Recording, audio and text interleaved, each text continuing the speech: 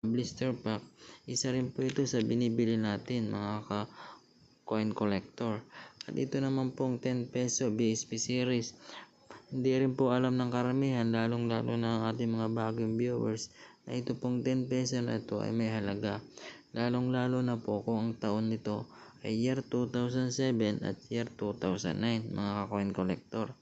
Kaya kung makakita po kayo ng mga barya kong nabanggit at tugma po sa taon na aking hinahanap, huwag po kayong mahihiyang mag-message sa ating FB page, Coin Collector, at pwede po natin bilhan at tapatan ng tamang presyo ang yung mga hawak na barya.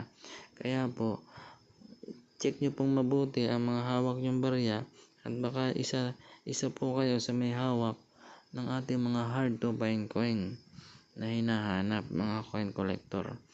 Okay po, hanggang dito na lamang po ang ating video at sana po ay nakapagbigay tayo